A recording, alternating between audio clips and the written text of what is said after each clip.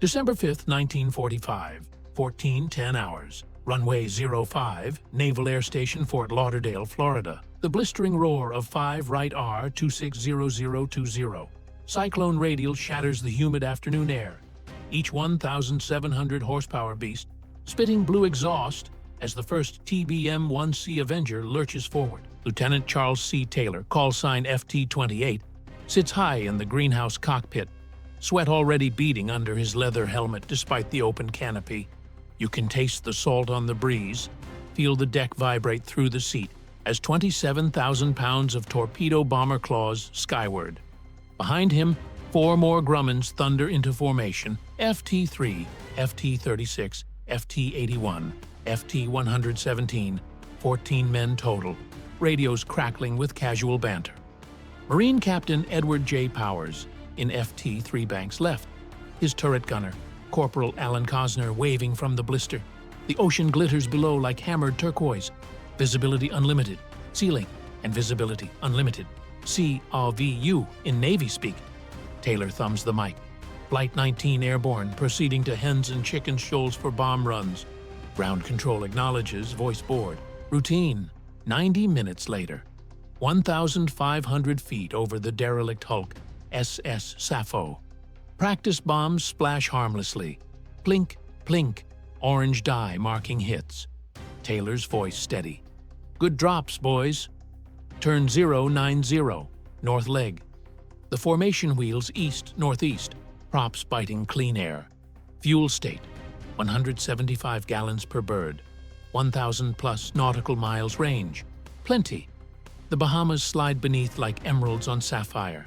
Then the first whisper of wrongness. 1,545 hours. Taylor keys the mic, tone shifting. Both compasses are out, spinning like tops. Static hisses. Powers breaks in. Skipper, I've got steady 270 west toward the coast. Taylor overrides. Negative. We're over the Keys. Fly east. We'll hit the peninsula. The words hang. Keys? From Hens and Chickens, that's 180 miles southwest. Impossible. You can almost see the confusion ripple through the cockpits. Pilots glancing at gyro repeaters. Magnetic whiskey compasses whirling uselessly. Radio instructor Lieutenant Robert Cox, airborne nearby in an SNJ, intercepts. Flight 19, this is Fox Tear 28. State your position. Taylor's reply chills the ether. I don't know where we are. We must have gotten lost after that last turn. Cox's altimeter reads 2,000 feet.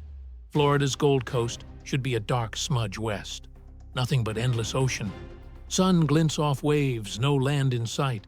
How can 5 aircraft, 14 experienced aviators, vanish in perfect weather over charted shallows? 1,600 hours. The sun dips toward the western horizon, painting the Atlantic in molten gold. But inside FT-28's cockpit, the light feels wrong.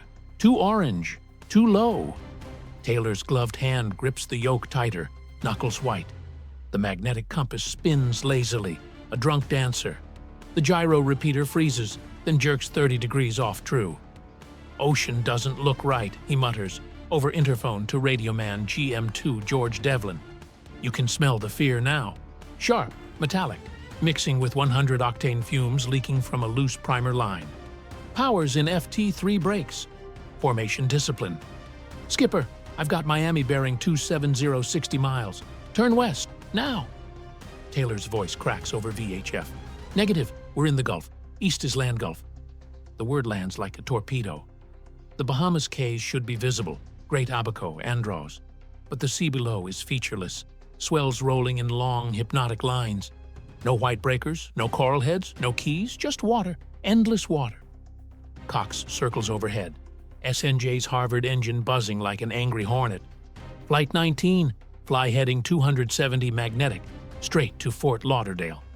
Taylor hesitates. Static swells, then can't. Compass is out. Everything looks strange. Even the water's white. White water? In 20-foot visibility? Cox's stomach drops. He keys Miami radio. Lost flight. 5 TBMS, last known east of New Providence. Vector all traffic on the ground. NAS Fort Lauderdale's tower erupts. Lieutenant Commander Donald J. Poole, operations officer, slams the plot board. Get DF steers on 4105 kilohertz. Direction finding stations at Miami, Banana River, and Port Everglades swing loop antennas. Bearings converge, then diverge wildly. One station plots them 50 miles northeast of Nassau. Another pins them 200 miles out in the Atlantic. A third can't get a fix at all. The triangles on the grease board refuse to close. Let me take you to the ops room at NAS Banana River, 1927 hours on the dot. The clock's second hand crawls. Red bulbs strobe. A klaxon rips the air. Ground crew bolt across the tarmac, yanking chocks from the wheels of PBM-5 Mariner Training 49, a 65,000-pound monster the boys call the Flying Gas Tank. Twin R 2600S cough, then thunder alive, props chewing the humid night. Lieutenant Junior Grade William E. Clements eases the throttles. The hull skates black water, spray blasting the windscreen like machine gun fire. In the cockpit glow, Ensign Charles D. Dial flips switches, voice steady. Training 49 rolling. Vector 180, Angels 2. ETA on scene 20 mics. 13 rescuers strap in tight. Medics, radiomen, gunners. Aviation machinists mate first class. Robert L. Clark, Pacific vet with 2 Bronze Stars, double-checks the J-type lifeboat in the bomb bay. Flares, dye markers, Gibson girl beacons, everything a downed Avenger crew could beg for. Their mission burns in their blood. Find Flight 19, drop rafts, drag 14 brothers home before the Atlantic eats them alive. The Mariner claws skyward, running lights blinking against the stars. Radar sweeps empty void. Clements banks northeast, throttle firewalled. Last radio check crackles clear. Training 49, feet wet, proceeding to grid, Godspeed. 1950 hours, 23 minutes airborne. 20 miles off the Florida coast, the SS Gaines Mills, a 7,500-ton Liberty ship bound for Tampa. Steam steady at 11 knots. Her third mate steps onto the bridge wing for a smoke. The night's velvet, phosphorescence trailing the wake. Then a second sun explodes. A white-hot flash blooms low on the horizon, searing retinas. The mate drops his cigarette. Explosion! Aircraft, big one, going down. The bridge erupts. The captain grabs the voice tube. All hands, mark bearing 010. Flames dance on the water, 5 full minutes. A funeral pyre painting the sea orange. Then darkness swallows it whole. Radio room. Training 49, this is Gaines Mills. Report position. Over. Static. Again. Nothing. The Mariner. 13 heroes. 65,000 pounds of aluminum and hope. Erased. No mayday. No emergency locator transmitter. No oil slick. Back at Fort Lauderdale, the ops board freezes. 6 aircraft. 27 men. Vanished. The rescuers became the rescued. Then the lost. 600 hours. December 6th. Dawn bleeds crimson over a sea like polished obsidian. 307 aircraft thunder skyward. PBMS, PV-1 Venturas, SB-2C Helldivers, from Boca Chica to San Juan. USS Solomons carves expanding squares, sonar pinging empty fathoms. Coast Guard cutters rake 250,000 square miles, lookouts fused to 40 power glasses. They hunt yellow rafts, orange dye, a single May West. The ocean gives nothing. Aboard USS Dahlgren, Lieutenant Junior Grade William Clifton grips the rail, voice hoarse. TBMS float 20 minutes, rubber boats, die.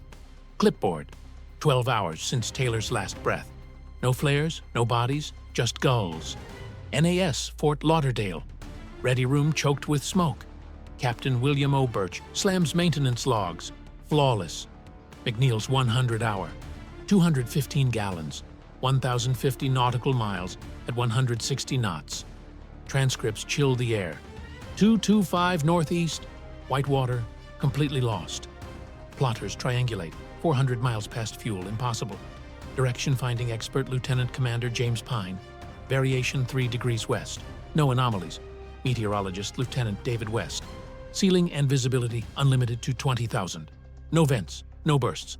Board drafts, causes unknown. The Mariner? Fuel vapor explosion, but zero debris in 80-fathom shallows. Unexplained. United States Navy Board of Inquiry, 1946. Weeks bleed. False dawns, 1991. 5 Avengers raised. Wrong bureau numbers. 2014. Sonar blips. Coral-crusted Hellcats. The Abyss hordes. Catherine Taylor storms Navy corridors. Fists full of clippings. 1946. Report bends. Reasons unknown. 27 names carved in bronze. Taylor, Powers, Bossy, Gerber Pionessa, Clements, Dial, Clark. Faces frozen in 1945.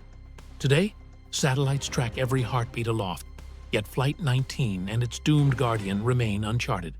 Office of Naval Intelligence files. Instantaneous, total disappearance. No pulse, no vent, no anomaly. Fits the calm panic, the ditching pact, the void. You stand on Fort Lauderdale sand at twilight. Waves whisper secrets. Out there, 5 Avengers and 1 Mariner fly eternal patrol. Props frozen, compasses dead. 27 men suspended in a horizon that swallowed light itself. If this chilling tale of Flight 19's vanishing hooked you, smash subscribe and bell for more World War II mysteries. Comment Bermuda if the rescuer's disappearance sent shivers down your spine.